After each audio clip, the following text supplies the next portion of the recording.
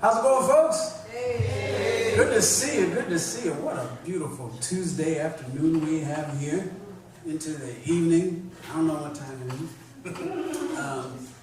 But happy to see you here. My name is Brooks Long. I am the Community Arts and Programming Fellow here at Creative Alliance. Welcome to the Songster Series. Has anybody ever heard of the term songster before? Anybody? In lots of ethnomusicological research that is going on today, they see these as folks from around the turn of the century who often played on street corners or whatever, that had a wide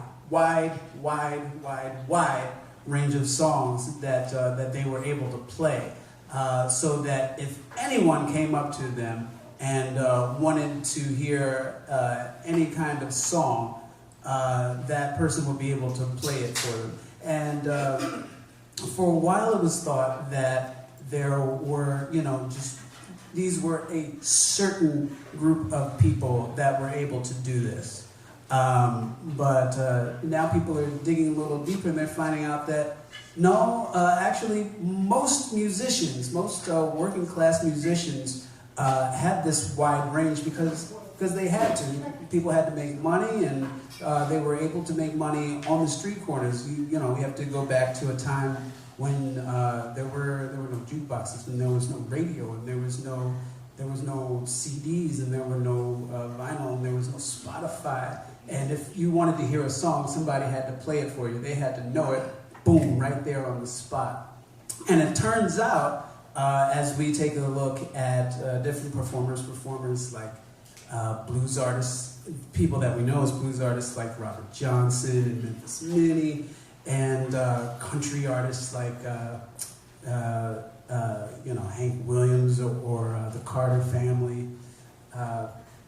It turns out that these people knew a wide range of styles, and when the record companies and the preservation societies came to them, they said, we want to hear this particular style. And if you did anything outside of that, they'd say, no, that's not you, that's not your authentic self.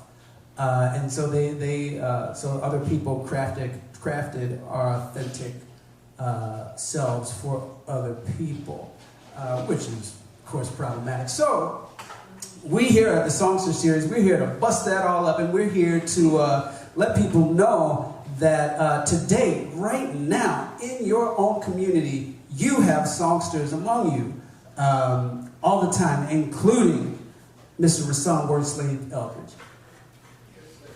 Exactly. So before we even get started, I want to give Brooks a round of applause for putting this series together. We appreciate you here in the arts community, bro, so thank you for this. Thank you. Thanks for being a part of it. Appreciate it. So let's jump right into it. Dun, dun, dun. What is your first musical memory? My first musical memory, it's funny because I was just talking to my dad about it, and he corrected me. Yeah. So. And your dad? Well, yeah, my dad is a musician. Yeah, we'll get there. But so he played me a recording, and I don't remember doing it. I was probably maybe about 4, and I thought it was the greatest love of all. But he corrected me recently. He said, "Nah, that's what friends are for." And I was like, "Oh, okay, cool." But I was like 4, and I remember hearing it back some years after the recording. I was like, "Damn, that's terrible." But very, very early on, I was surrounded by music. Like I said, my dad is a musician, so there was always like just congas around the house, or his flute would be sitting out, and just sometimes it had a thumb piano, or you might know it as a kalimba. He would have those laying around. I would mess around with it and tear my little thumbs up. So I always hated it, but I would mess with it because it was around. So, but that's probably one of the earliest me singing. That's what friends are for. Which is a really good song. Let's be honest. He had some good taste. So that's what friends are for. So your dad, did he kind of egg you on to do that recording? Probably so. Yeah. At that age, yeah. Yeah. Yeah, because I was 4. I wasn't thinking about it. It wasn't your demo tape? Well, thank God it wasn't, no. Thank goodness. Yeah, so your dad, he's a musician himself. He's a performer. Talk to us about it. Yeah, so my father, Ronald Eldridge, his name, plays percussion, plays flute, and anything else he can pick up and kind of dabble in whatever he does. Those are his primary instruments. And actually, to go back to the memory, so my first like recording kind of thing was with my dad, and we went out to the studio. Brooks and I talked about this. So took me out to the studio, and I was like 9, and it was with Brother R, whose name was Robert Northern, and if you look up Robert Northern, you'll find that he played with some of the greatest jazz musicians ever. But anyway, so that was my father's mentor and teacher. So he took me out to this recording studio, way out in the sticks somewhere, and I was like 9, and I was part of like this chorus. It was a bunch of kids. The song was called Global Fusion. I don't really care for the song at the time, but whatever. It was my first experience. But the funny part about that was an older cat took us out. And like I said, it was out in the middle of nowhere. So it was all these woods and just like corn and all sorts of weird stuff. And we kind of walked out and explored. And I thought that was cool. So we went back for another session, but this time the older cat wasn't there. And I brought a friend with me, and I was like, hey, you want to see something cool? And so we go out, and we were just kind of like walking, and you know, everything looks the same. And then more of the same, and then more of the same. And finally I was like, okay, yeah, I don't know where we are. I don't know where it started to get dark, and next thing you know, we're like, help, help, and like they were about to send the police out for us and everything. So, yeah, also one of my earliest memories, a little detrimental, a little traumatizing, but you got lost in the music. that's what we're gonna call it from now on. That's what we're gonna say. I got lost in the music. That's what we're gonna say. I got lost in the music. AKA the sticks. Please don't punish me. All right. So your dad, he was playing in different bands. He was jamming with people. What was going on? Yeah, you know, I don't really remember him like. He didn't do it professionally because he had kids, and so he needed to go out and work. Not to say that can't work, but he made the decision to go work. So he would play, you know, like community events and things like that. But in terms of pursuing it professionally, he put that on hold to raise us. But as far as I can remember, he was always putting family functions. He was always doing something. Yeah. So it was still ingrained. So, Robert Northern. So what was that relationship like that Robert Northern had with your dad? Like I said, teacher and mentor. So my dad did take some formal lessons, and he was one of the guys who he studied with. So one of the things that always sticks with me, a lesson that he learned that he passed on to me, as a matter of fact, I think it was the same recording session that he was in. So like I said, he's a percussionist, but he wanted to play the congas on this one particular tune. And Brother I said, nah, I need you on a triangle. And he's like, I want to play the congas, man. What you mean? Like, I want to play the congas. He's like, nah, but I need you on a triangle. And I'm paraphrasing. I wasn't there all exactly what he said to him, but it was something along the lines of, like, you need to play, like, the triangle is just as essential as is the part that you want to play, but this is the part that you're needed for, so basically do that part.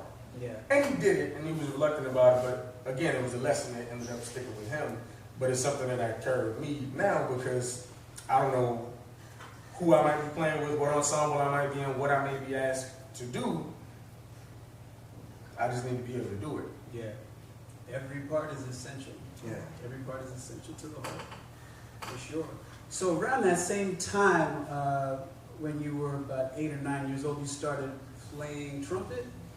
Yes. So I don't remember what made me want to play, but I remember being in, I know we call them temporary buildings, but you know, you got your classroom that's within the building, you got those little like kind of trailer classrooms. I remember it was out of school and I'm sitting in one of those, and I was making a decision between playing trumpet and playing saxophone. And as an 8-year-old, it was as simple as, well, The trumpet got 3 buttons.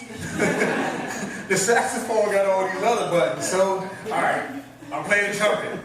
I had no idea how much, how much was actually required in order to play it, or at least play it well. But it's supposed to be one of the hardest instruments to play, right? I mean, I can't, I haven't played any other woodwinds or anything like that, but like, you definitely got to keep up to make sure that your embouchure stays, on point if you want to be effective. So you have to have a lot of breath technique too. Yeah, it's another thing which probably comes in handy when you started singing. So name me some of your first favorite songs that maybe That's What Friends Are For. I don't know, that's my favorite, but some of my first favorite songs. I remember I was a big Boys to Men fan, and I heard obviously I heard more music before Boys to Men, but this is something that kind of sticks out. I remember really liking their rendition of "It's So Hard to Say Goodbye to Yesterday," and so much so that Buddy and I, we went to, I think was it Kings of Leon, or maybe it was Wild World, either Wild World or Adventure World at the time. That's Six Flags. Exactly, it was that long ago. But and we recorded a version of it. You know how they got the little stands, you go in, you pay your money, and then it was basically like karaoke, right? And then they'll record it, and they give you the tape. And again, that was also awful. But yeah, that's one that sticks out. You still have that? I don't think so. That's too bad. Where would I play it? It was on tape. Where would I play it? That's true. You can play it in my car.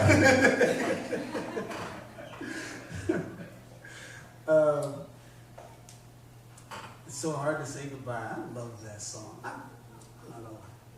Boys to Men is like some of my first. I mean, come on, man, you can't go wrong, Boys to Men. But I just had a conversation recently with somebody. A friend of mine was on a big Jodeci kick, and I love Jodeci, but I think somebody asked, were they the best R&B group? And I was like, well, see, when you start to say best and start qualifying it that way, then you got to have some criteria.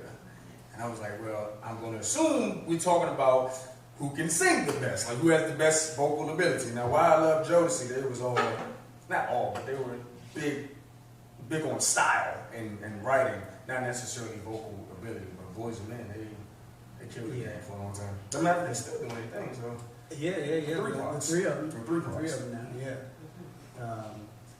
They're definitely making it happen.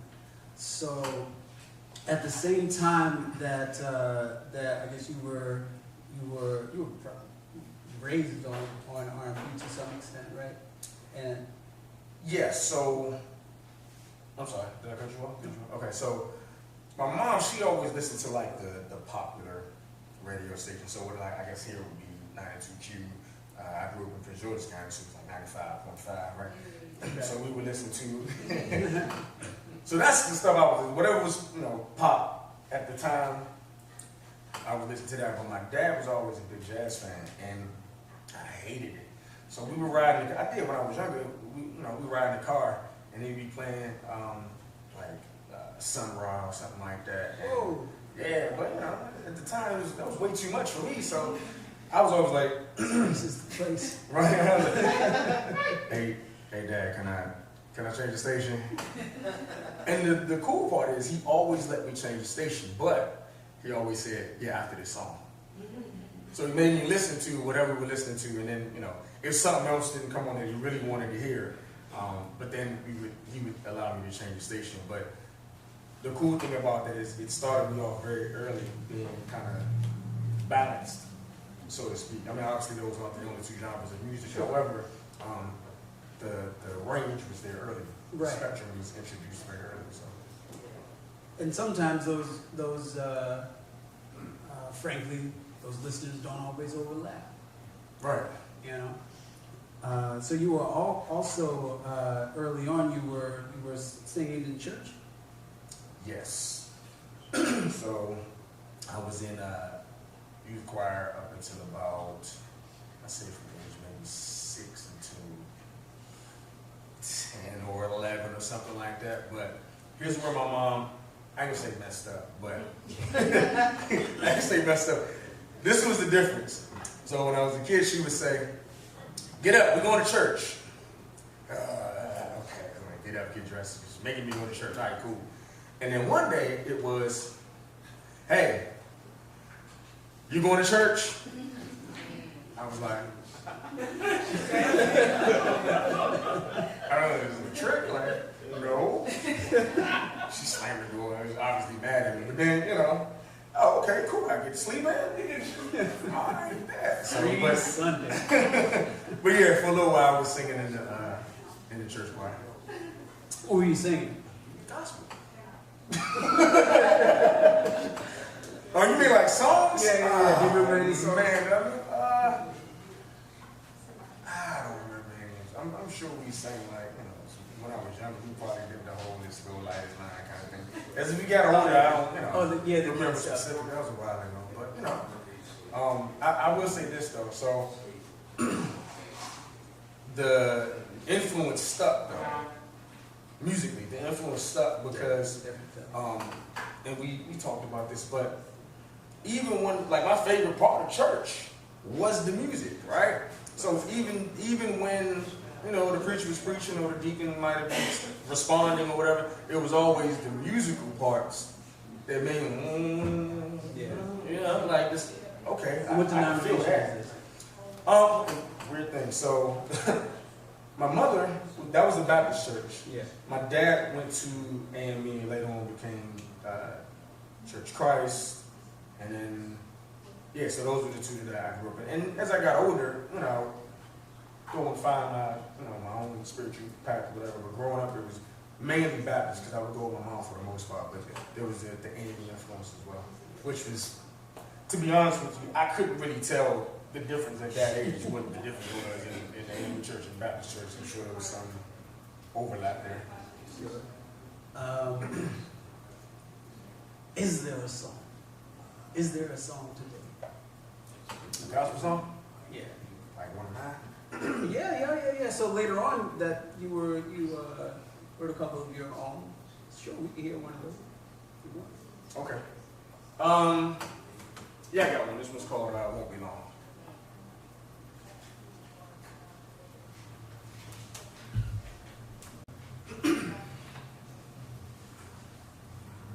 Won't be long.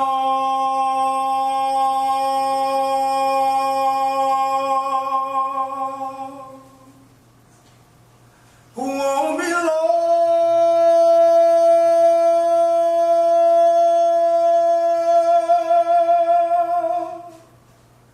Won't be long till I cross on over. It won't be long, it won't be long, it won't be long till I cross on over.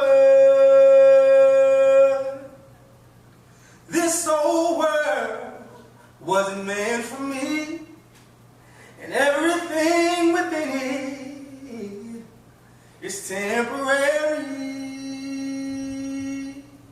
Bright and early, one Sunday morning, I'ma be on my way, on a peaceful journey, and it won't be long,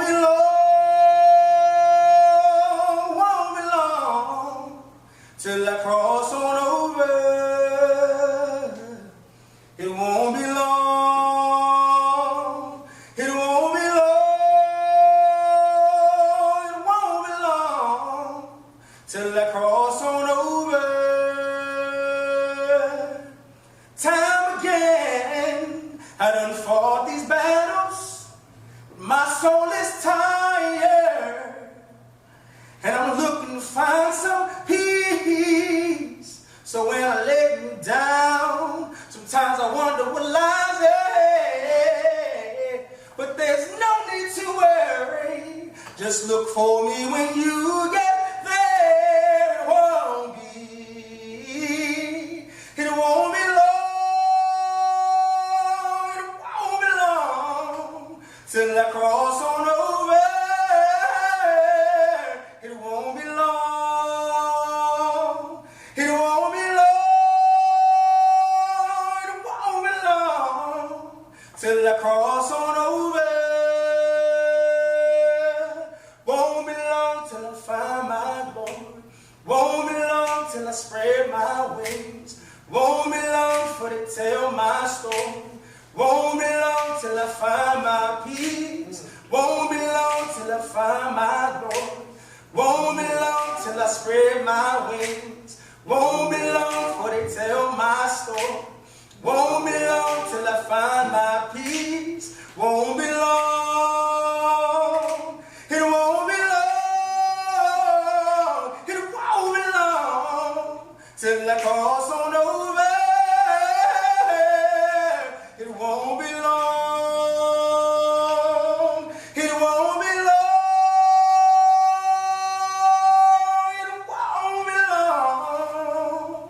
Till I cross on over.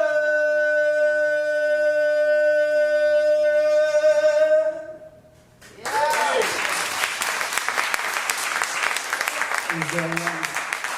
Is there one today?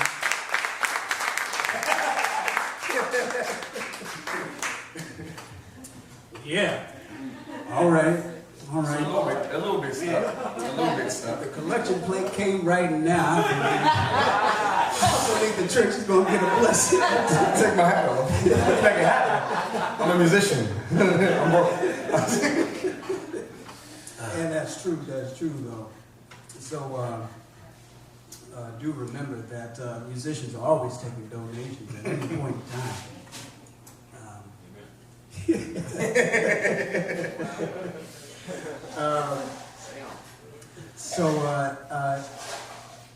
So at that same time, at the same time that you were trying not to listen to jazz with your dad, at the same time that you were in choir in church, and at the same time that you were listening to the radio with your mom, maybe this is how it happened. You were also getting into hip hop as well. I mean, I've always been a fan of hip hop. Yeah. I wasn't allowed to listen to, certain stuff. If it was on the radio, it was cool for the most part, but, I didn't have like the that. radio edits. Well, of course, right. But they were still, remember how they were kind of like spinning backwards to kind of edit it? So, but I really didn't have like the older influence really that, everybody got, or some people have an older sibling or something like that, and they put them on, I first heard NWA because my older brother, but that wasn't me. I didn't have that. So I would hear what was on the radio, and then I'd be like, I need that. I need the whole tape, right? And initially my mom was like, absolutely not. And I'm like, no, why, Mom? Come on, I'm watching. And the good thing about really both of my parents, for the most part, even at a young age, if I was able to make my argument about something, if I was able to intelligently state my case, they would at least consider it. I don't mean I would always win, but they would consider it. But I remember not fighting, but going back and forth with my mother over Snoop. Oh, Doggy Style? Yeah. Which, the name Doggy Style, right. Well, that's kind of understandable. Absolutely, but at the time I didn't care. I was like, Mom, I know better than to do the things that they're talking about. I'm just listening to music, Mom. I just want to hear the music, right? So, around my grandmother's way, there was, actually it's still there. I don't know how they're still functioning. Sure, fine. But I would go down to that.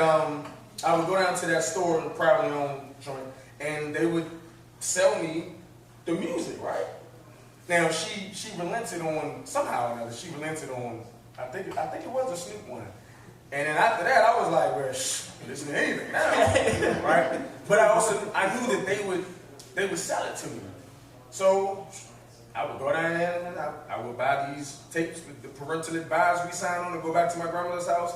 And I remember when Wu-Tang came out with Protect Your Neck. Oh, wow. I was like, I gotta get that. And I was buying, they had singles at the time. So I would go get the single, but then on the B-side, it was M-E-T-H-O-D. Yeah. It was a rap after that. I lost my mind after that. That was it. Oh, no, it was Tupac. That's the one that she actually let me get. She let me get a Tupac tape. It was strictly for my, y'all know the rest. So, but then after that, I was like, nope, can't stop me now. But I ended up getting in trouble for singing Snoop at school. So I gotta tell you this story. So I'm still doing salty about it. So at the time, I was a huge Janet Jackson fan. Like, not only, I actually went to the Rhythm Nation tour. I was way in those days. I did. I couldn't see a thing, but it was dope, right? I think I might have my first concert. It was a Rhythm Nation joint, right? So, I also had a crush on Janet Jackson. But who didn't? You know what I'm saying? The Pleasure Principle joint on the chair was. Yeah, the chair. So at school, man, my homeboy would blank out the words and we would remix the songs because we wasn't trying to get caught cursing and all of this, right? So it was gin and juice. So we were singing, rolling down the street, smoking, right? That's the edit, right? Yeah, that's smoking, sipping on apple juice, right? Well, I swear the teacher, it was after school, I swear the after school teacher had it out for me because she was mean all the time. She had something else going on. But she told my mother that me and my homeboy was cursing. That we was walking around cursing. And so my mother did one of the coldest things she could ever did. I got it, she just believed her, first of all. And then she was like, Mom, no, we wasn't cursing. I'm telling you, we say apple juice. We say apple juice, right? And she said, see, I bought you tickets to go see Janet Jackson, but I gave them away. Yeah, so I'm still looking for that teacher. That's all I'm gonna say. Yeah, so I didn't get to go to the concert. No, you didn't learn anything else. I might as well have cursed. I said apple juice. Man, that's my story. I'm sticking to it. It's apple juice. I got in trouble actually. This was fourth grade or something for. It was "Shake Your Booty" by Casey and the Sunshine Guys. That's not fair. That's not fair. That's not fair. Because I was there. They was playing that in front of you, and you got in trouble for it. No, they weren't playing it. They were no. This was basically a Baptist school. You weren't supposed to sing anything. If it did not mention or allude to Jesus' name, you weren't supposed to be talking about it. Well, should have got caught, brother. Yeah, I know. I still feel bad. I brought Space Jam there. That was controversial. Oh, I got in trouble for 2 Live Crew one time. That was bad. But see, this is I understand that. Then the South started coming up. Yeah. And especially in Atlanta, you get groups like Goody Mob and Outkast. So talk to me about hearing them for the first time. I don't recall ever graduating at all. Sometimes I feel I'm just a disappointment to y'all. Because every day I just lay around and I can't be found. Always asking to be some, living life like a bum. Times is rough. My auntie got enough problems of her own. You supposed to be grown, I agree. But negativity is all you see. I agree. I'm trying to be the man I'm supposed to be. But negativity is all you seem to ever see. I admit, I've done some dumb shit and I'm probably going to do some more. You shouldn't hold that against me though. Why not? My music's all that I got. But sometimes it's being invested for this to be manifested. I know you know, but I'm going to say this to you. I get high, but I don't get too high. So what's the limit supposed to be? That must be why you can't get your ass up out the bed before 3. You need to get up, get out, cut that bullshit out. Ain't you sick and tired of having to do it out? Man, what up with all these questions you asking? So you know something I don't. Do you have any suggestions? Because every job I get is cruel and demeaning. Sick of taking trash out and toilet bowl cleaning. But I'm also sick and tired of struggling. I never ever thought I had to resort to drug smuggling. Nah, that ain't what I'm about. See, Lord will just continue traveling this route without any doubt or fear. I know the Lord had brought me this far so he could drop me off here. Did I make myself clear? So,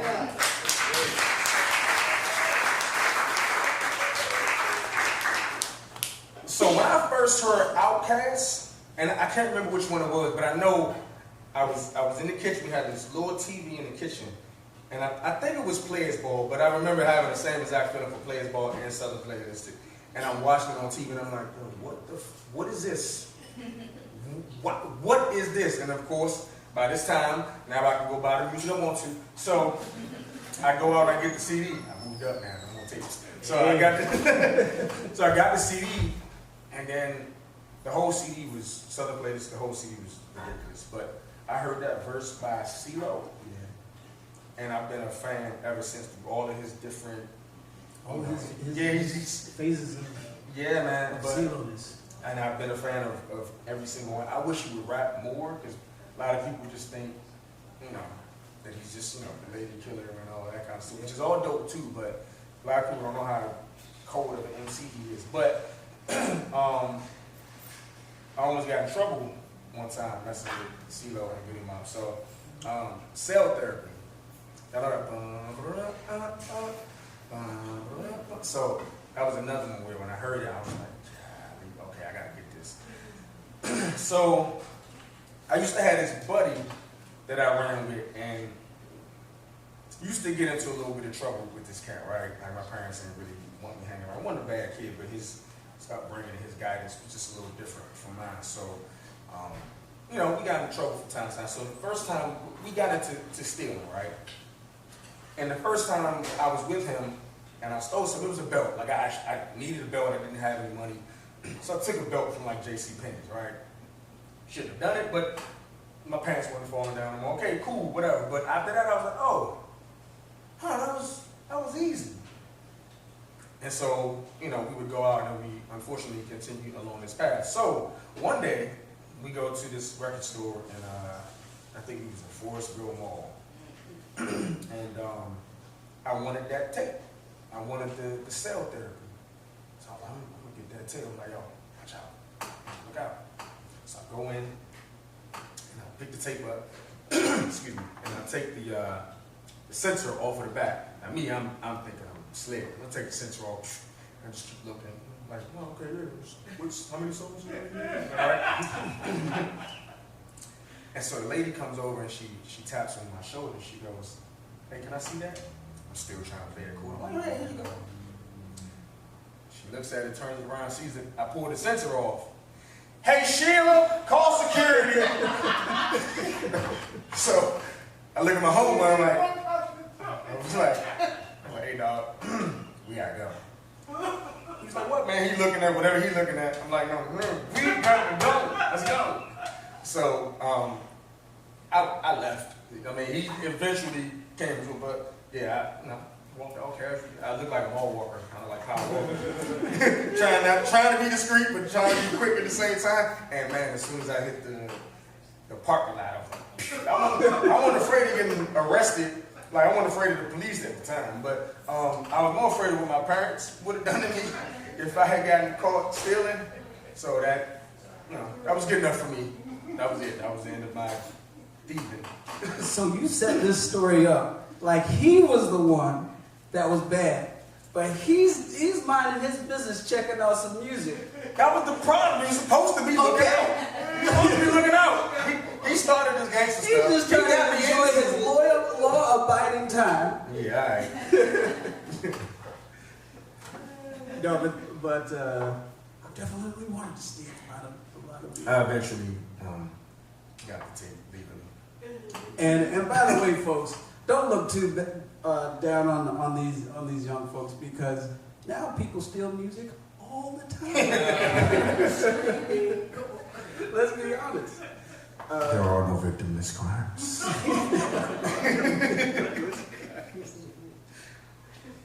Help a poor musician, please, today. Message.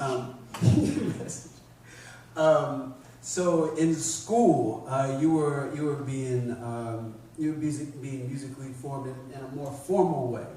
So you were in choir, but you started. I was in band first. Yeah. Right, but you started in bands. So tell me about that experience. So once I decided that I wanted to play trumpet because it only had 3 buttons, I started playing it. I got to be pretty good. In about the 4th grade, I actually joined the school's band, which was a little bit of a feat because you couldn't be in band unless you were in the 5th or the 6th grade. So I was literally the only 4th grader that was allowed to play at the time. And then I ended up switching schools, but I continued on into band. So I did that up through about, I think, 7th grade. And then in 7th grade, that's that weird time where so much transition was happening. Of course, I switched schools, and I'm, you know, liking girls more now, and like the body's changing, and all sorts of things going on. Lots of distractions. Yeah, lots of distractions. That's a good word. Distractions. You're gonna get yourself in trouble. Distractions. So anyway, so I wasn't practicing the way that I should have been practicing. Also, so I played the cornet, which is slightly different from the trumpet. It functions the same way, but the sound is slightly different. At the time, I didn't know any different. That's what my parents could afford. I ended up getting a cornet. Cool, but I didn't realize that the sound was slightly different. So I'm used to getting like the first chair parts. So you got first chair, second chair, and so on. So I'm used to getting the first part, but I'm not getting those parts anymore all of a sudden. And I'm thinking the band director has something against me. I'm like, oh, she mean, but nah, I'm really not doing what I'm supposed to be doing. I'm not practicing anymore, and perhaps it also wasn't the sound that she was looking for to be in that, you know, in that first chair position. So Because it was a cornet. right. So I quit. Yeah, I was like, well, Sean, like, I ain't really feeling it anyway. So I quit. And at the time, I wasn't doing anything music in school. I mean, we talked about the singing group and all that. I'm not going to talk about that. But But yeah, so I quit, and then it wasn't until the following year that I was able to get into choir. But for like half a year, I wasn't doing it. So this was like 8th grade when you got into Yeah, so there was a cat named, his name is Sam, I never forget, and I knew Sam from the neighborhood. And Sam, he tried to be like a tough guy, but he really wasn't. He was like a pretty boy for real. So Sam was in the choir, and you know, you go to the assemblies and everybody's got to go. So most of the time we go to these assemblies and we just kind of, we ain't really paying attention. So I see Sam get up, and more than likely I was probably clowning him a little bit at first, but then Sam started to sing, and it blew me away. I was like, whoa. I had no idea this cat had this voice. Like, where did that come from? I mean, it was ridiculous. I was like, yo, all right, yeah, I'm gonna join the choir next year. And I did, and I almost missed that. I had a couple of homeboys. So we used to have this singing group in school. We used to, you know, bang on lunch tables like all middle school age boys do, right? So we bang on tables and sing our songs. But we was like writing songs at the time, so we thought we was hot stuff, right? So we would sing our original songs, banging on tables and whatnot. And they had auditions for choir, but I was out sick that day. And the teacher was like, oh well. Oh, I guess you missed out. So my friends actually like petitioned to the choir director. I was like, nah, you gotta listen to him, you know, give him a shot, listen to him. And she did. She let me come in privately, and she heard me, and I was able to join that way because of my friends. Well, it's been pretty good. It's all right. It worked out. Well, I mean, I'm just saying, man, you were, you know, playing cornet instead of trumpet. They still let you in when you were in 4th grade when you were supposed to be in 5th or 6th. And then, like, you missed the choir auditions and she still gets you in there. Yeah. You're trying to bury how good you are. That's what you're trying to do here. It worked out. But it's not working. Yeah. So this was, I'm guessing you were around 12 years old when you started this group with the kids that were advocating for you? Yeah, so like in my head, I had a bunch of bands and a bunch of groups when I was like even younger. I mean, I had like parts per dog. You gonna sing this part, you gonna sing this part, but I am a car. And we ain't had no instruments. Right. So we had a band. It was just No place you know, to practice. just plans with none of that, right? Gig. Which I'm sorry, what was the question? So what I was getting to, where were you going? So yeah, so you know, we put together, you know, these groups, and yeah, I don't know. Okay. So what I was getting to was around that time, you had heard Sam and you decided you wanted to start doing some singing. You were singing with some groups with your friends, and you wrote a letter. Yeah, so what was that letter about? Who was it to? So around that time, like that's really when I decided that I wanted to be a performer.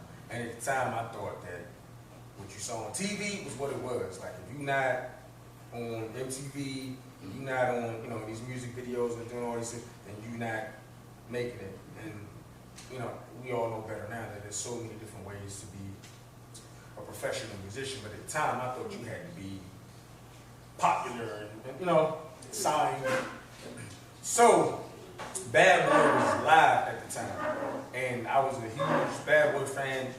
Big was my favorite rapper, and you know, 112 was high. Like they had everybody, and I wanted to be on Bad Boy, so I wrote Puffy a letter. I did. I swear, I wrote Puffy a letter, and I did get a response, but it was one of those like, yeah, so stay on the lookout for our artists. Blah, blah, blah. It wasn't personalized or nothing like that, but I did get a response. And obviously that didn't work out, but you know, some would argue that it never does. At least you got a letter. I did get a letter, you know what I'm saying? But well, I couldn't get a letter from McDonald's. Here's the thing though, man, and I don't know when you're gonna edit, so I don't want to say, shut up the puff. I don't want to, you know, burn no bridges I haven't even gotten to yet, but no. Ciroc is a wonderful setting. But nah, so the thing is that, you know, and we had this discussion about like child stars, and yeah, I mean, let's be honest. Let's call it what it is. A lot of these cats that came up from a young age and now adulthood is like, yeah, they're successful in what they're doing as an art form and professionally, but there's a lot of stuff happening otherwise, personally, and like it's a lot to deal with. I'm not saying that everyone who's popular and successful, you know. I mean, we all wrestle with demons, right? But it just seems like when you're in that life from such a young age, that's what you know, that's all you know. So you kind of put into a machine, it seems like. Yeah, and you know, no, that's no knock to anybody. Like that's really what I thought I wanted at the time. But I'm grateful for the way that my career has progressed in the way that it did. That's plenty of great people along the way. I don't have, you know, any vices that are too detrimental, you know what I mean, anything like that. So, whatever, it worked out the way it was supposed to. Yeah, for sure. There's a lot of life that you might miss, and that life informs your music. So you had some band teachers. You had Miss Jackson, and you had, Mr. Jackson. Yeah. I would say Miss Jackson. And Miss Patterson. Tell me about the two of them and their different approaches. So Mr. Jackson, I'm not gonna lie, I remember Mr. Jackson being the one that kind of like started me on trumpet, basically. So that was, I think, around 5th or 6th grade. And, you know, he was just a good teacher. Miss Patterson, that was the band teacher. That's when I stopped. I stopped playing. You know, that was my ignorant 7th grade self. You know what I'm saying? Not knowing any better and not taking responsibility for my own, you know, actions in that situation. But you know, she was a good teacher too. Yeah. Miss Euler and Mr. Andrews.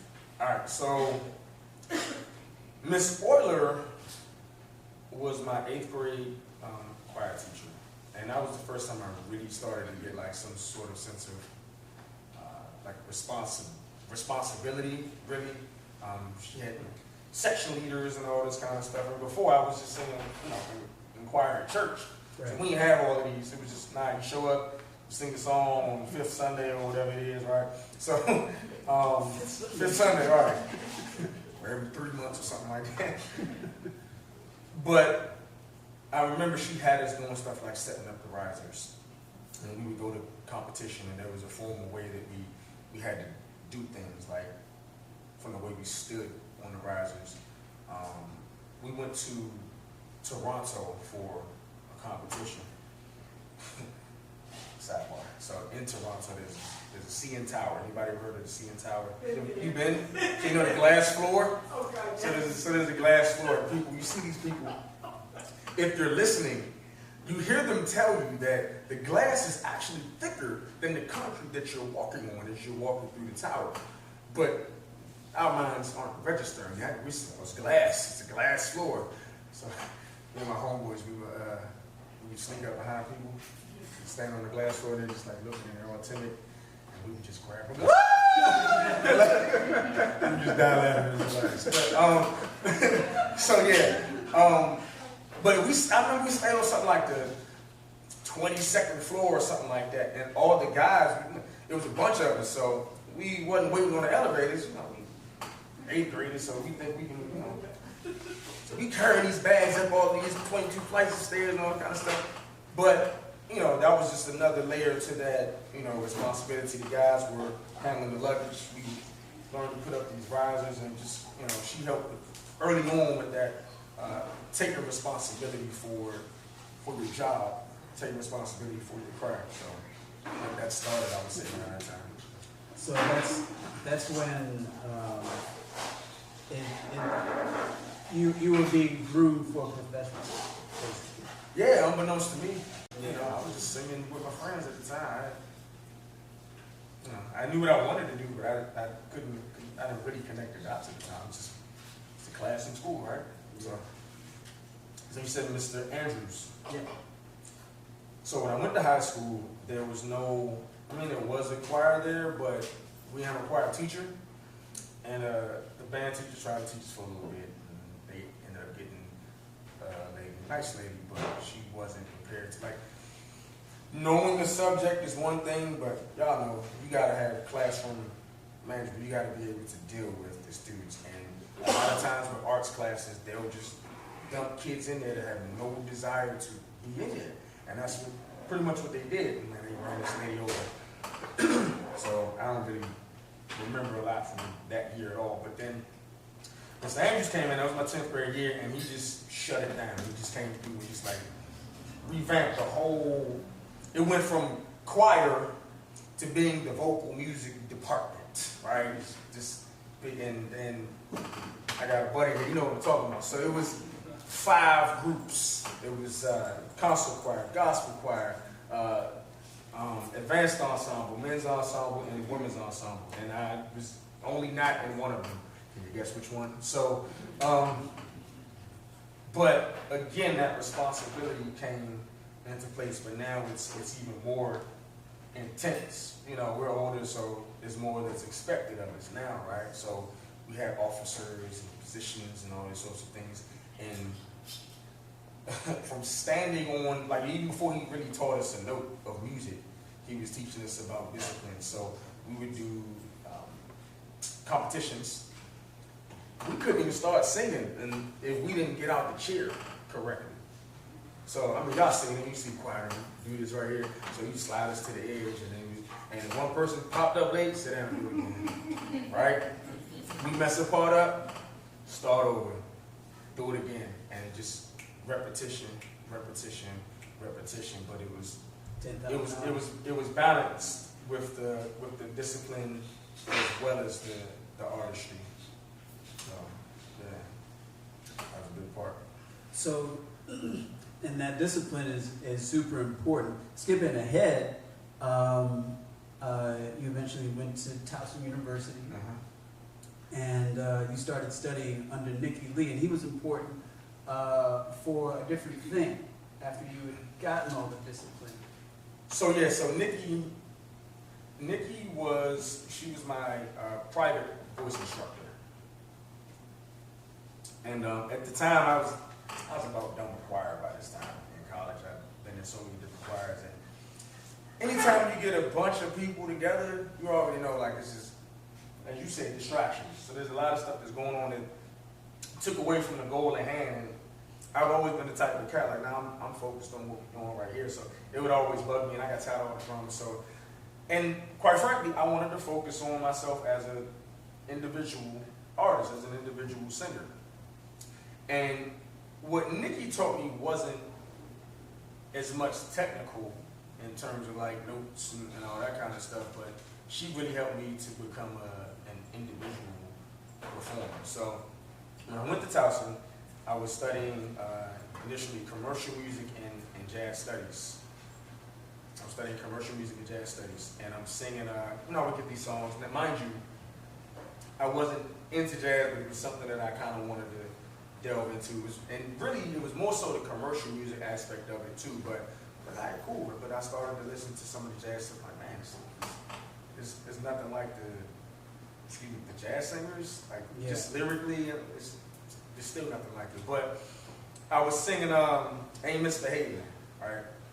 I had been assigned Ain't Misbehaving, so I'm singing this song. I'm taking all of this training that I had gotten before, but it was very, very technical and exaggerated in many instances. And they do that so that you learn certain techniques, but sometimes they forget to tell you to scale it back. So I get this song and I'm like, I don't stay out late. And I'm all like, and so she stops me and she goes, what are you doing? I'm singing a song, what you mean? Yeah, but why are you singing it that way? Well, that's how it's supposed to be sung. She said, no. She said, you sound white. And it was funny because she was white. So, and I was like, well, look, I mean, what do you mean? She was like, no, just relax and just sing the song. And I honestly, I had trouble doing that because I hadn't been allowed to do that. And so long I had been a part of a unit. So I learned really well how to blend in and be a part of a unit. But I hadn't really learned a lot about being a solo singer. Anytime that I had sung solo before that, it was just an instance here and an instance there. But in terms of like really studying by myself, I had to learn what my voice really was or how to operate my voice as it was. And she really helped me with that. And it took a while. It took some years because I had to unlearn all of those things that I had been taught before and kind of start from scratch with my own voice. So. Well, it must have worked. It definitely must have worked because you have an instrument, you know what to do with it, man. It's powerful. One of my favorite just songs in general is called "Wee Small Hours." So, yeah, beautiful song.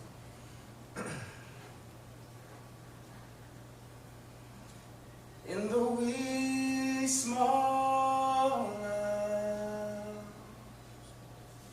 of the morning,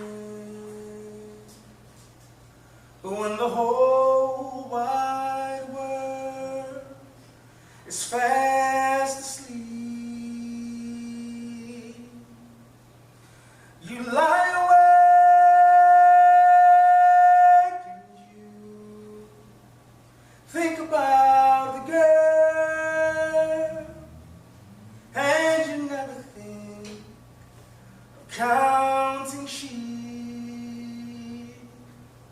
And when your weary heart has learned its lesson, you'd be hers if only she would call. In the wee small hours of the morning, that's the time you miss her most of all. In the wee small hours of the morning, when the whole wide world is fast asleep, you lie awake and you think about the girl, and you never think of counting sheep. And when your weary heart has learned its lesson, you'd be hers if only she would call. In the wee small hours of the morning, that's the time you miss her most. Oh.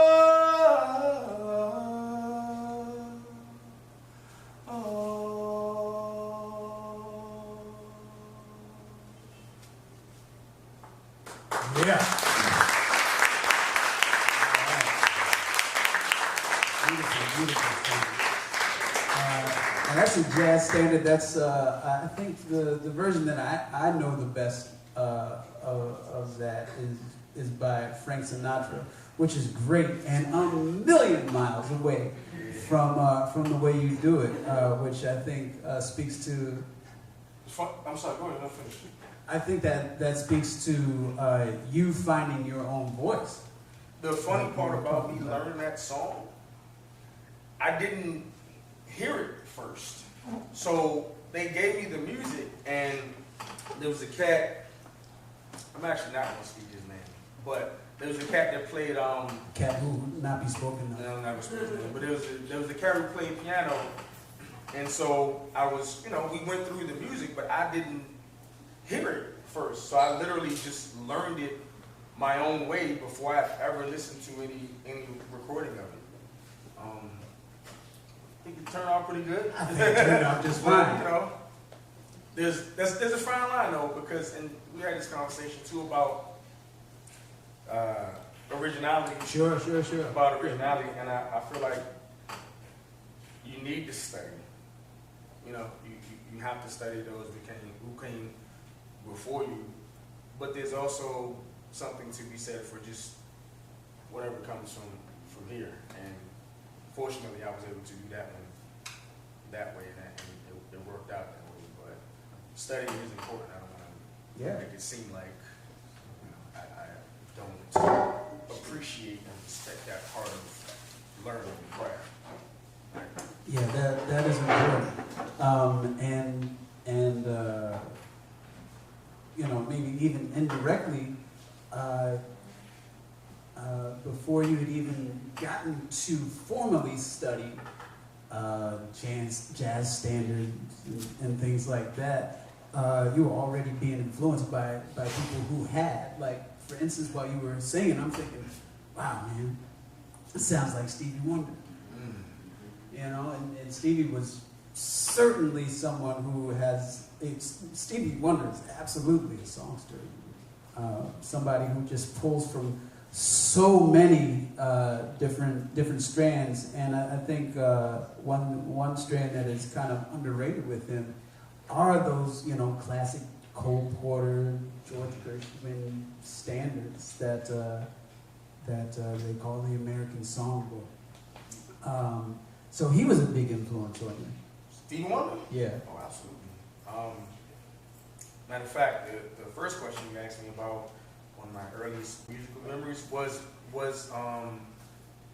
these three words by Stevie. I'm not even going to touch that one, but I just remember, again, it's one of those ones where you remember where you were when you heard, like I was literally on the way to school. My dad was dropping me off, and the song came on the radio, and I had to wait to go into school because I needed to finish hearing that song. And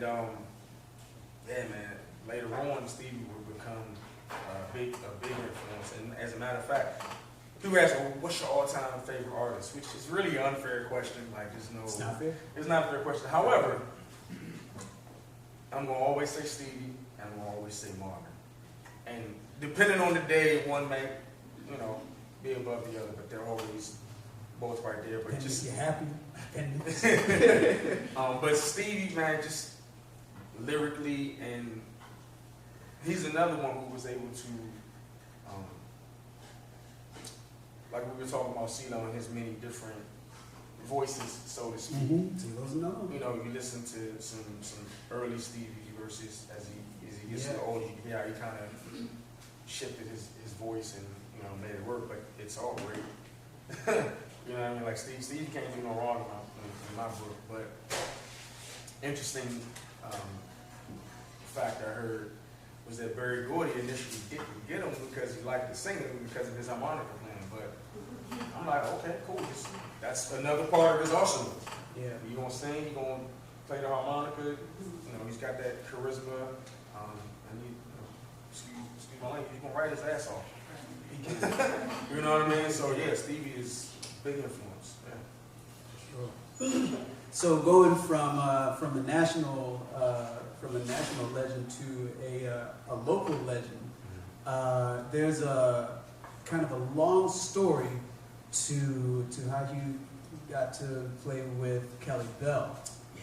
But take us through it. Take us through it from your solo. Yeah. From your time becoming a solo artist to being with Black Root to Kelly Bell. So, good buddy of mine, phenomenal artist by the name of Black Root, and Jasmine snuck out of here, but myself, Black Root, Jasmine, J. Pope, love the poet. We came up together among some others, but myself and Black Root had a group together. We called it Axiom, and we put together some shows.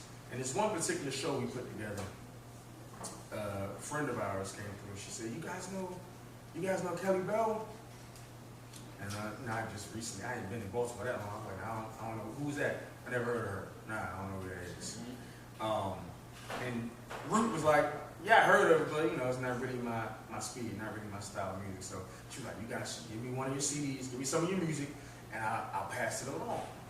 All right, cool, whatever. Cool. Pass it along. And we didn't think anything else of it. That kind of thing happens all the time. Oh yeah, you should meet so and so. We should get together. And then years later, you still haven't. And you mean to, but anyway, we passed the music along and we kept on about our business. So we get a call, and she's like, "Yeah, Kelly heard your stuff, and he wants you guys to come over." All right, cool, whatever, cool. So we go through, and we get there. I'll never forget. So walk in his house, go to his basement. He's working out. He's on like this exercise bike. Hey, what's up, man? Excuse me, I'm exercising. So he goes in and he plays this recorded version of this song. So the song comes on, and all of us are from the PG-DC area originally. So it had this kind of funky kind of go-go groove to it. So we're like, okay, cool. And all of a sudden we hear, "Who lives in a pineapple under the sea? Yellow's orbit and porous is he." And we listening like, so all of a sudden he goes, "Yeah, all right. So this is the spot where you guys will go right here." And there's a pause, not pause, but there's a vocal break in the music. It's like, "Yeah, you guys will go right here." So we listened. We noticed it was kind of short. It was 8 bars. So I don't know how many of y'all count music, but in a traditional hip hop verse, you're gonna go 16, right? 16. Not to get too technical, but it was 8. And we like, okay, it's 8 bars, but it's 2 of us. Okay, cool. But the whole time we just because it does, it grooves. So we're like, all right, cool, whatever. So he's like, "Yeah, so you think you guys can do something with it?" We're like, "Yeah, man, cool, yeah." So he's like, "All right, well, go write something and then, get back to me." All right, cool. So he gives us the music, gives us the CD, and we get in the car and we're like, "Was that singing about SpongeBob?" I'm a grown man, dog. I don't know nothing about SpongeBob. So we had to go home and do research on SpongeBob. So I think he might have watched the entire episode. I watched maybe 15 minutes. I've had enough. I'm done with this. And I wrote my little 4 bars. And he told me later on, I don't remember this part, but he was like, "Yeah, man." He was like, "Dang, you wrote it so quick." He was like, "You might as well go ahead and write the rest of it." And apparently I looked at him and was like, "Nope." I had to write mine, you gonna write yours. If we doing this, we doing this. So he wrote his 4 bars, and then we go in, and we go into the studio, and we're recording the part. So at the time, first of all, and maybe we'll get back to this bit, I was like, I wasn't always a rapper. There's a story behind that too. But at the time, I got my rap voice, I got my singing voice, you know what I'm saying? So Kelly's like, "Yeah, but over the top, like make it animated." So Black Root is a little bit more animated than I am. Like usually, if you see me, I'm real like I'm the guy in the corner at the party chilling, right? I'm kind of like, so I'm like, man, this is corny, dog. Like, what? Come on, man, over the top, give it more. And, you know, I did as best I could, and, you know, we did our part, and that was that. So, and he recorded it. So, it's SpongeBob from up under the sea, that's where he lives. His home is the tropical fruit next door to the squid. He's not circularly squared, and his pants are important.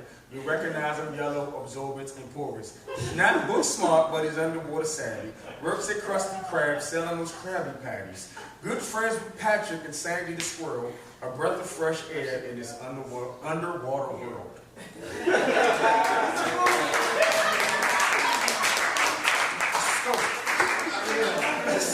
So that was the rap. And you know, he invited us out to come and perform, but the cool part was that he would allow us to like extend the song. Like I said, it had a nice groove to it, so they would extend the groove and then we would do our own thing, right? So shortly after that, I quit my job, not because I thought the SpongeBob song was gonna take off, but just coincidentally, I ended up quitting my job. And for the longest, people had told me, they was like, oh, you should go into education. You majored in music, right? You should go into education. And I'm like, no. I don't want to teach. I don't like kids. No, I'm not doing it. So at the time, however, I was working at a jewelry store.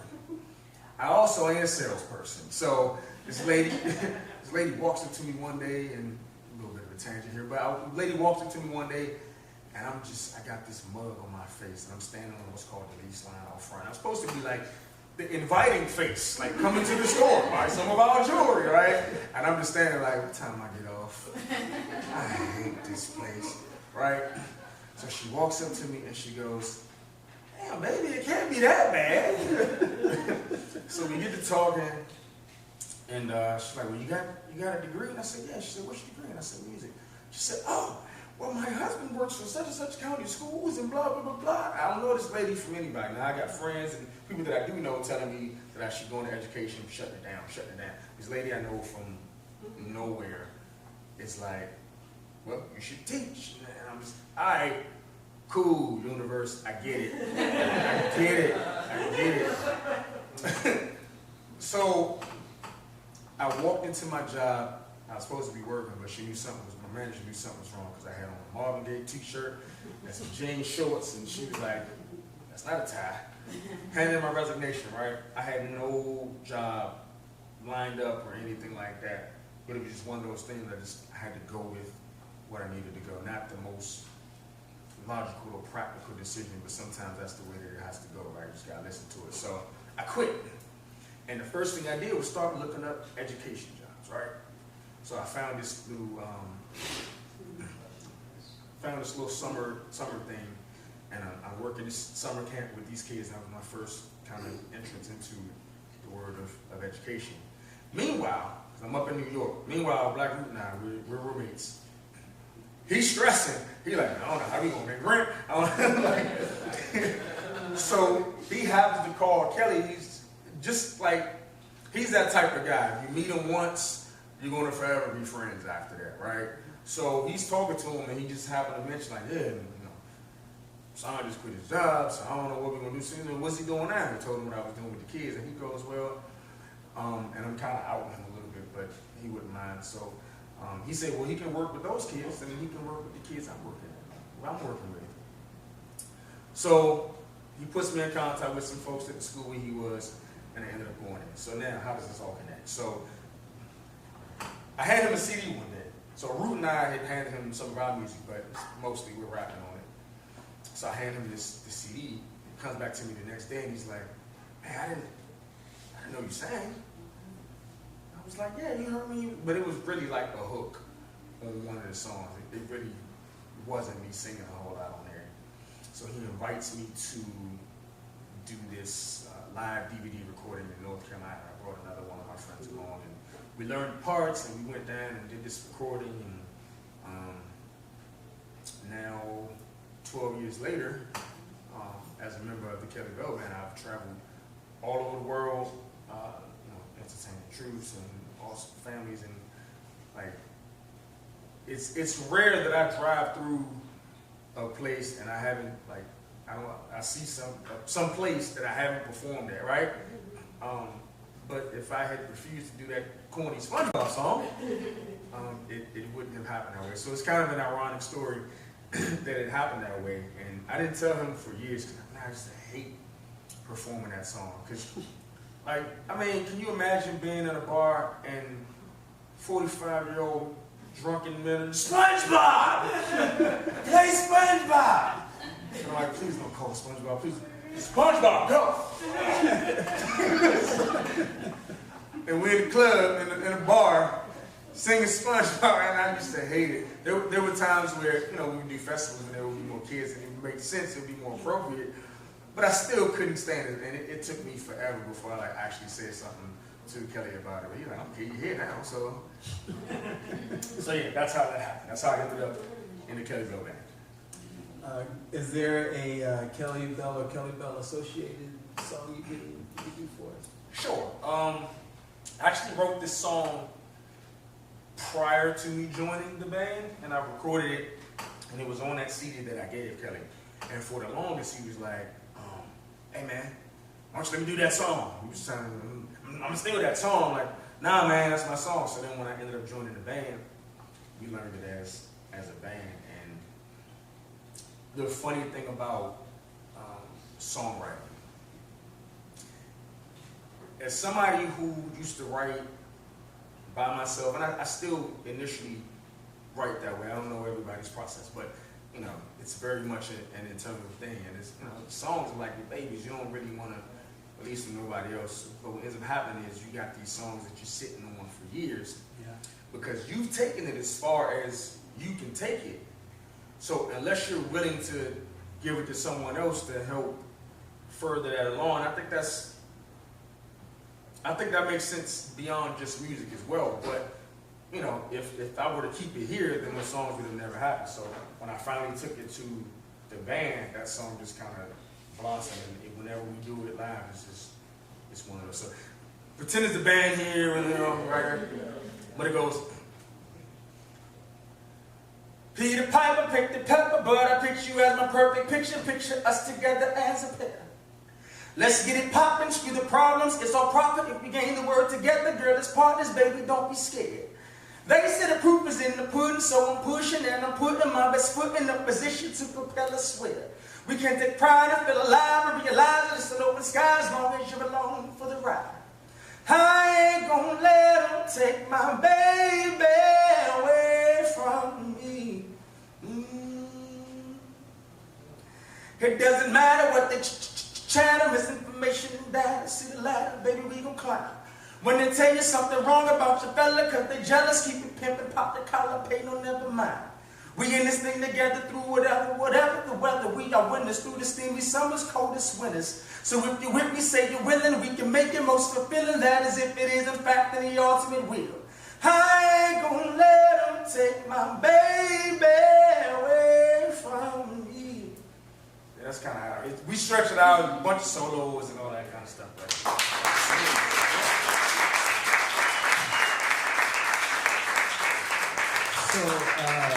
So Kelly Bell is absolutely a songster. So he has a concept called Fat Blues. Yeah. It seems to kind of encapsulate a lot of stuff. For instance, that SpongeBob song is like it's funky. It's got a go-go feel to it. He decided he was going to get some hip hop in there. So none of that is traditional blues music. He's kind of got a wider embrace. Yeah. So one of the good things about being in that band is that we're very good at whatever you bring to the table. We're going to find a way to use it and make it work in the context of what we call fat blues. So if you studied a lot of jazz, we're going to throw that in there. We got the percussion on stage, the congas on it. You're going to get that. What you play? Go feel. Yeah, I play those two. you know, it's rooted in the blues, so you're gonna get the blues. But you know as well as that, the blues spins off into R&B, spins off into rock, branches off into country, and if you listen to the music, you're gonna get little tidbits of all of that. We try to find stuff that we've never done before. We're like, yep, we're gonna do that now. I don't know how that makes sense, but we're gonna make it work. Because I mean, in all honesty, a genre is something that's some corporate stuff, man. You know what I mean? Like they need a way to sell it. I mean, I get it. Somebody got it. Okay. So yeah, I mean, if you're going to package something and sell it, like I understand, but I don't care about a genre. Do it feel good? Do it sound good? You know what I mean? Who cares what you call it? Right? Is it reaching you? You know what I mean? Who cares about a genre? But I think it's cool that he coined that term, fat blues. But that was his way of paying homage to the blues, so blues is in it. But you know, it's really whatever we say it is, whatever we want it to be. And that's one of the really cool things among many about being in that band. And that I think that's really cool to me because blues music, what we consider blues music, like what I was saying at the beginning, is not necessarily a made-up term, but the idea of someone just being a blues musician, that is made up, for sure. And they're, to a certain extent, making up that category and putting these artists like Ledbetter and Robert Johnson and all these other people in these boxes. You know, we don't know. We know that they were great for what we've heard, but we don't know. Like, well, in some people's cases we do, but in a lot of cases we don't know how great they might have been at other things if they were allowed to stretch out. So it's cool to hear that there are a group of musicians out there called the Kelly Bell Band that are out to absolutely call themselves the blues and still be everything at the same time. That's what it ought to be. Two things to that point. So, and actually this is something I'm taking from Kelly, but blues is the root of all popular music. So, I mean, like I said, it branches off into so many different things. And we know that R&B was created as a way of segregating us in regards to music. So is blues. Yeah, so essentially, there is no real difference. Again, it was something that was created there's a to box. separate, right? So there's that. To your other point, those musicians didn't have like a lot of the tools that they didn't have the tools that we have now. You can put anything online, right? You know, anything you want to, you can throw it up online. So we don't have to allow anybody to define us by those terms because, like, we don't need. Essentially, we don't need record labels to be successful anymore, and that's because they're the ones who are trying to package so that they can sell it, so that they can profit. That's why they do it. Right. People need to know what aisle to go to. Right, but the aisles are not there anymore. Exactly. So the power is really in independence right now. So you can be whatever you want to be. You don't have to allow anybody to put you in a box. And that was something that I struggled with early on when I was doing a lot of open mics around the city, because sometimes the host would, in their bias, the way they would introduce me, they wanted me to sing. Sure. They always said, okay, where he's going to, this brother can sing. And I was like, damn, I was probably going to do a poem tonight. I wasn't going to sing. Well, I was going to rap tonight, do a model. You know what I'm saying? Like, you don't know what you know that I do all of these things, but because you have your preference, you want to put it out. So that was something that, you know, I had to contend with, but it goes back to that, not allowing anybody to box me in. Like, yeah, I do all of those things. And, there's no need for those parameters. I can't do it all. Yeah, absolutely. I think we're gonna wrap things up here with some spoken word. You have a book here that we should probably be talking about, and after that, maybe a little selection from Brothers Keeper. Okay. Yeah. So, you want me to do a spoken word piece, or just mention the vocal? Let's. You can. I'm gonna just. Bam, product placement right there. I do have a couple of these left on me, so if you're interested, you can holler me. It's called Whiskey and Blues. So, yeah, there's that. So the piece I'm gonna do, I'm gonna flip through it trying to find the appropriate one, but I'll do. You can call it a spoken word if you want to rhyme, whatever. But my mission is simply living this life that I've been given until the lights get dim and I'm never breathing again. So until they let me down in the ground, until the trumpeter sound, then it's okay because I'm heavenly bound. My mission is simply living this life that I've been given until the lights get dim and I'm never breathing again. So until they lay me down in the ground, until the trumpet sound, then it's okay because I'm heavenly bound. Pops made sure I could swim from an early age. Foresight, I'm guessing he figured that one day that I'd be just trying to keep my head above the water, off the chopping block, just trying to avoid the slaughter. But sometimes life is kind of like the guillotine. The game gets heavy, overdosed on creatine. With I'm HGH, you won't stunt my growth. You can see the progression from the first line I wrote, quote I spoke. I've always been cloaked in hope, and rough times keep it moving like the bicycle spoke. Elliptical or eternity, also ellipses. My mother's stubborn attitude is just what equipped me with fortitude to forward through these trying times. Don't really recall seeing her with crying eyes. So it does me no good to shed a tear from mine, because if I know a little bit, I know that God provides. So, yea, though I walk through the valley of the shadow, I'm loved, and it's got nothing to do with a baby's arrow. To hell with these crabs, I'm getting about this barrel. So Mom Dukes can see her sun shine like barrel. Strengthen the blood down to the bone marrow. We know life and death share a line so narrow. And so I'm trying to ensure my soul ain't shallow, because this flesh that you see is nothing more than a parable. My mission is simply living this life that I've been given until the lights get dim and I'm never breathing again. So until they lay me down in the ground, until the trumpet sound, then it's okay because I'm heavily bound. Push up the lighter for this urban freedom fighter who said ignite the fire, keep it moving like tires, no brakes. To hell with Midas, I'll die when I retire, because this is my life. I bet I'm rhyming with the most high in the sky. I'm not complying with the notion of alliance with anyone interfering with the movement of this tyrant. This is musical science, 2 elements plus the iron. I'm pushing the king in this jungle. Don't mess with the lion. If I'm lying, I'm flying and just trying to survive in these times and be righteous and not criminal-minded in this current economy, currently an anomaly until they catch on to me and see what I was born to be. I am planets aligned. I am the perfect time, and they say only fools fall in love. Well, I am Frankie Lyman with this rhyme, and I am God appointed. I am on assignment from now to 3009. I am personifying, grinding. I'm a giant in this climate, and still higher I'm climbing with no intentions of dying until I reach the sunshine in this mind to spread around. There is no holding me down. Yeah, you got to get through hell to get this heavenly sound. My mission is simply living this life that I've been given until the lights get dim and I'm never breathing again.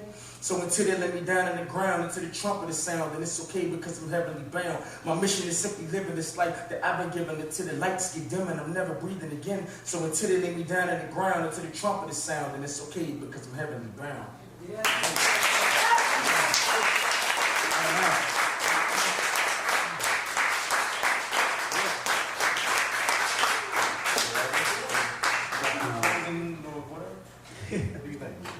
So I wanna thank Rasan for coming here. Everybody give a hand for him. Give a hand for him.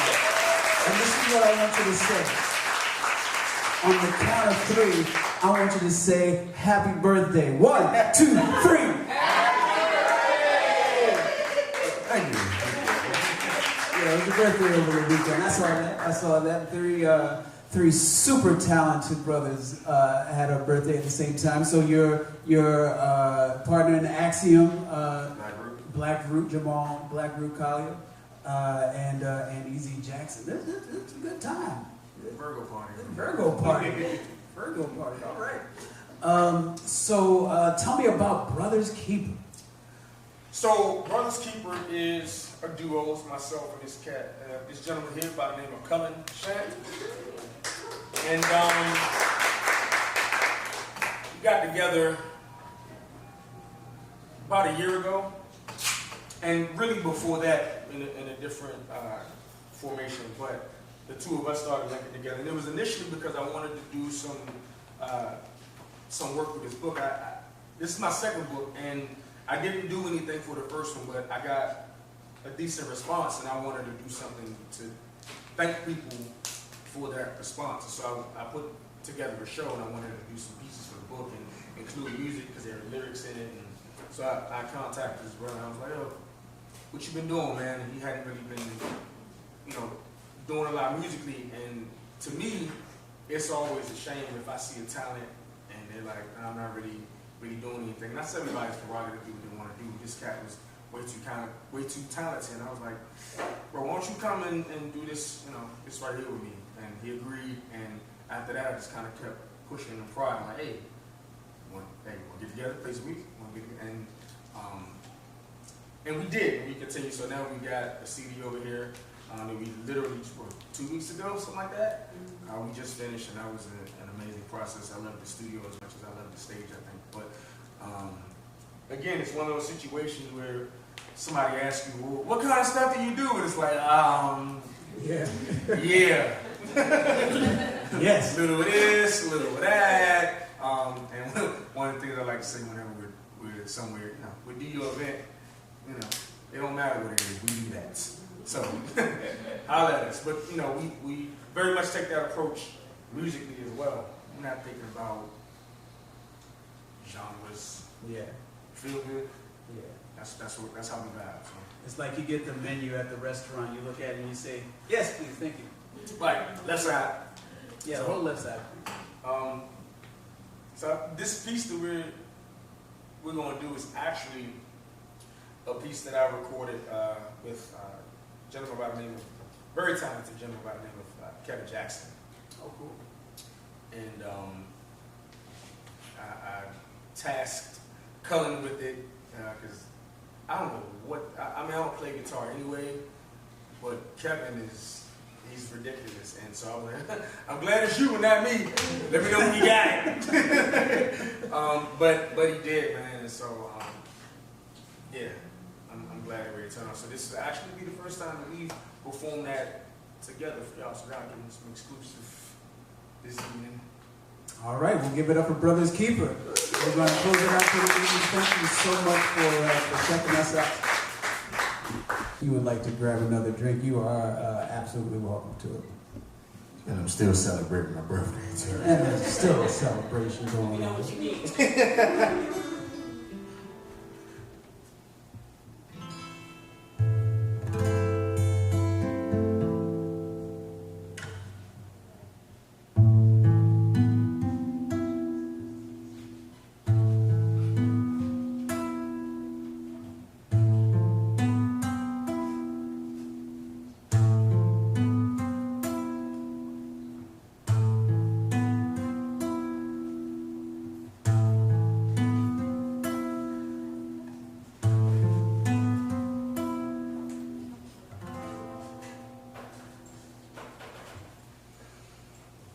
There is melody in the way you walk. There is poetry in the way you and you make me wanna paint the perfect picture of your silhouette,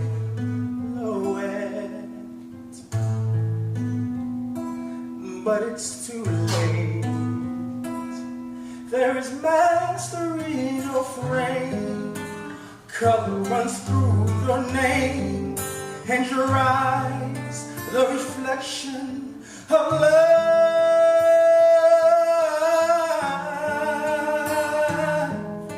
You are the perfect work of art, and you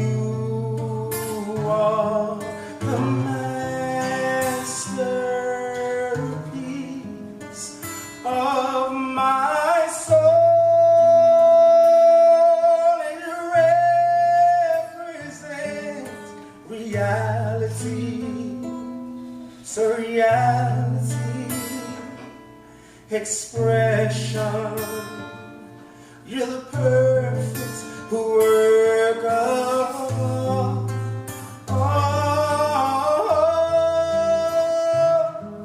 You're the perfect work of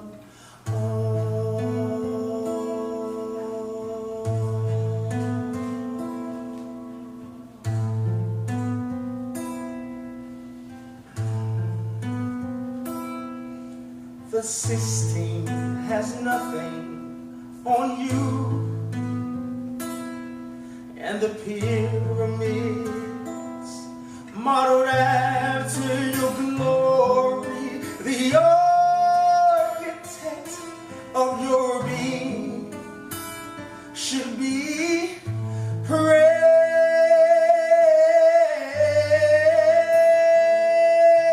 Michelangelo, Picasso, Van Gogh, no Da Vinci knew your glory like a perfectly aged cup of wine or an auburn sunset.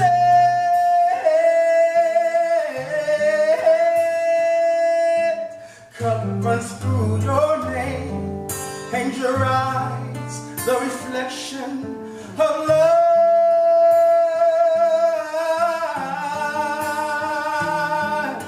You are the perfect work of art, and you are the masterpiece of my soul.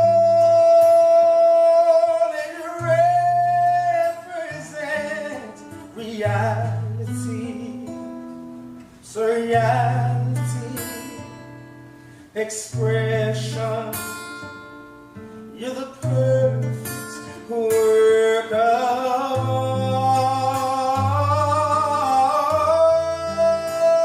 art. You're the perfect work of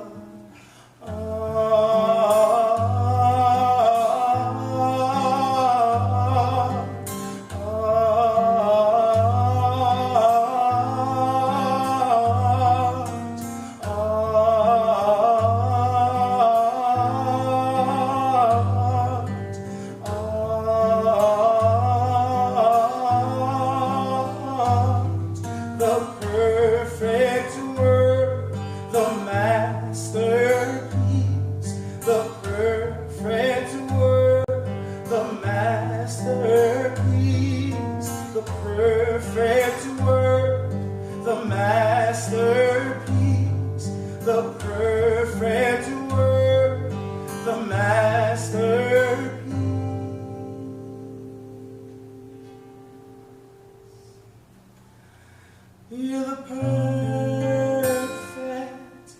work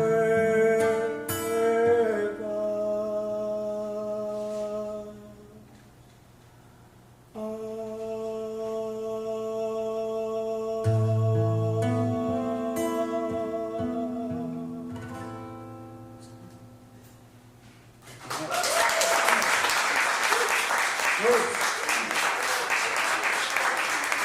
Thank you for taking the Tuesday evening and checking out the Songster Series. Thank you so much to Wordslave.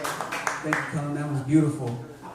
Folks, we're going to be taking a break in October, but we will be back on November 6th. Say November 6th. November 6th. November 6th is Election Day, folks, and we are going to be having Jay Pope with us for the next Songster Series. Very, very excited about that.